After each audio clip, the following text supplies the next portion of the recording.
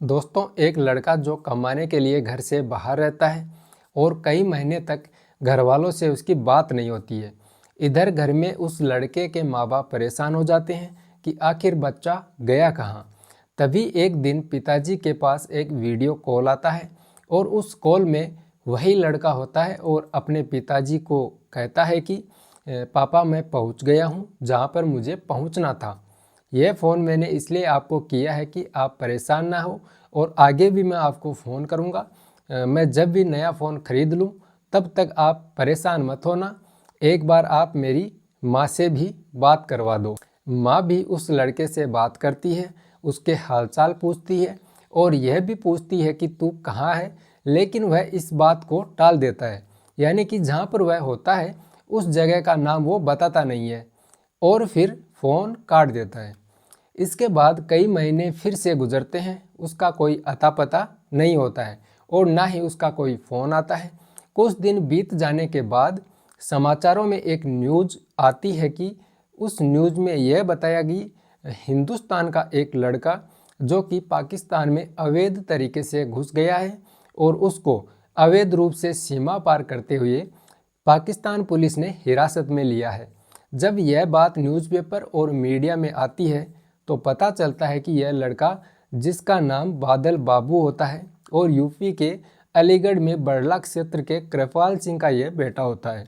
जब कृपाल सिंह की फैमिली को यह पता चलता है कि उनका बेटा बादल बाबू पाकिस्तान की पुलिस ने या उसको हिरासत में लिया है तो उनके पैरों तले से ज़मीन खिसक जाती है और वह यह सोचने में मजबूर हो जाते हैं कि आखिरकार हमारा बेटा पाकिस्तान पहुंचा कैसे। तो आदाब, नमस्कार, सत श्री अकाल। मैं मुकेश कुमार।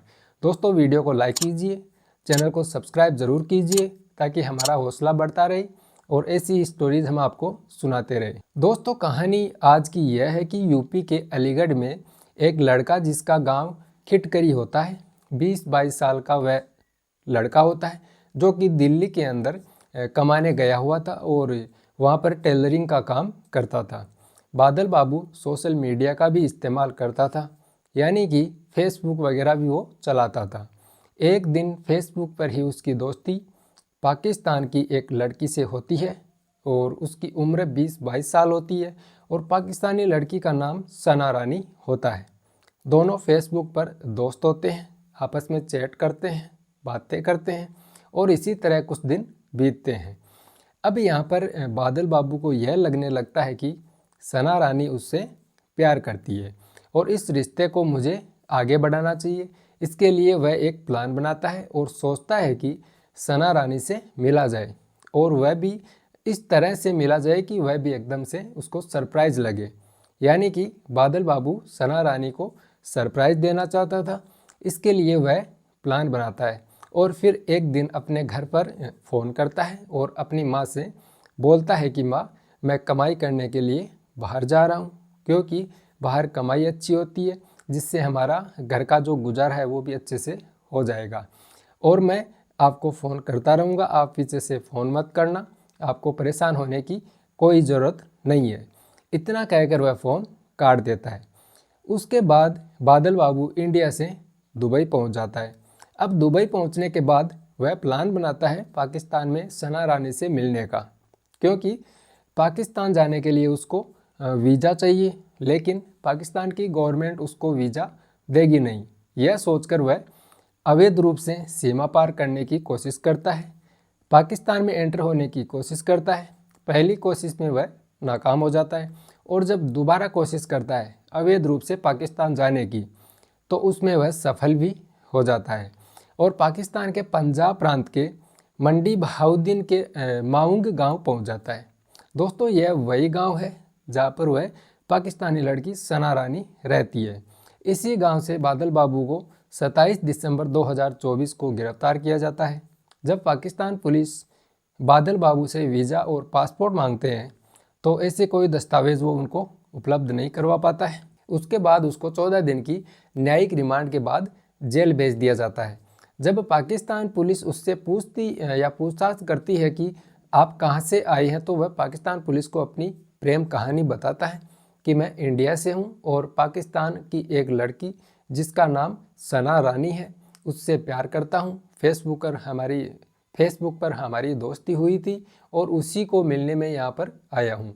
जब यह बात पाकिस्तान पुलिस सुनती है तो वह सना रानी के गांव पहुंचती है और उससे पूछताछ करती है, तो वह साफ मना कर देती है कि मैंने इनको यहाँ पर नहीं बुलाया है। हालांकि हम दोनों फेसबुक पर चैट और बातें करते थे, लेकिन मैंने इसे कोई शादी का वादा नहीं किया है और ना ही इसको यहाँ पर बुलाया है। जब लड़की के बयान हो जाते हैं उसके बाद पुलिस बादल बाबू को जेल में डाल देती है और उसके बाद यह मामला मीडिया में उजागर होता है। इधर इंडिया के अंदर जब बादल बाबू के घर वालों को यह बात पता चलती है कि उनके बेटे बादल बाबू को पाकिस्तान के अंदर पाकिस्तान पुलिस ने गिरफ्तार करके जेल में डाल दिया है, तो वह काफ़ी परेशान हो जाते हैं। बादल बाबू की माँ जो प्रधानमंत्री और मुख्यमंत्री से मदद की गुहार लगाती है और उसके बाद बादल के पिता कृपाल सिंह, माँ गायत्री और ग्रामीणों के साथ वह एसपी कार्यालय पहुंचते हैं।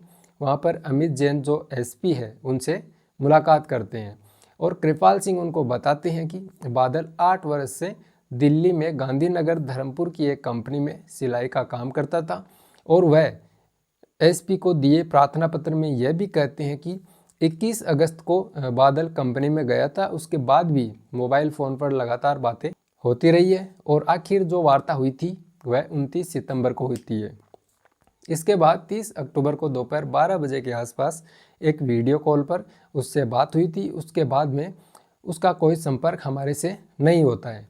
इसके बाद 31 दिसंबर को ही समाचारों के माध्यम से उसकी गिरफ्तारी की जानकारी हमें मिली है।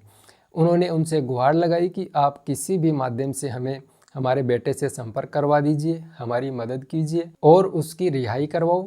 बहरहाल अधिकारियों ने तो हर संभव मदद का ही उनको भरोसा दिलाया है। देखते हैं आगे क्या घटनाक्रम होता है।